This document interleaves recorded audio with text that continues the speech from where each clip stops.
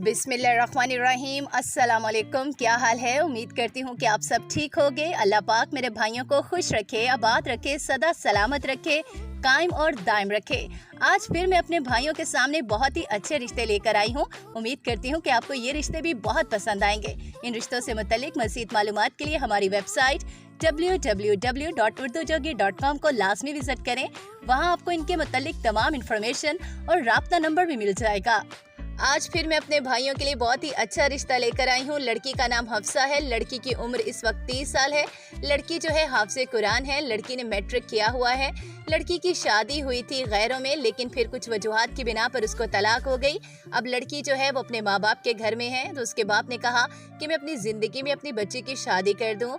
तो हमसे राब्ता किया कि मेरी बच्ची के लिए कोई अच्छा जीवन साथी ढूंढ दें। तो हमने सोचा कि उस बच्ची को जो कि नेक है, हाफिज़े कुरान है, उसके लिए कोई मुनासिब रिश्ता चाहिए। हमने आपके सामने इस रिश्ते को पेश किया है। जो लोग मुखलिस हैं, जो लोग उससे शादी करके उसको सहारा देना चाहते हैं, वो हमसे राब्ता करें।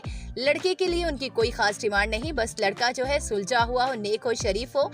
लड़की वाले इस वक्त सियालकोट के रिहायशी हैं और उनकी डिमांड है कि लड़का पाकिस्तान के किसी शहर से भी हो, बस नेक हो, शरीफ हो, अपने घर बार वाला हो, कमाता हो, बेशक दूसरी शादी वाला हो, बच्चे वाला हो, हमें कोई एतराज़ नहीं।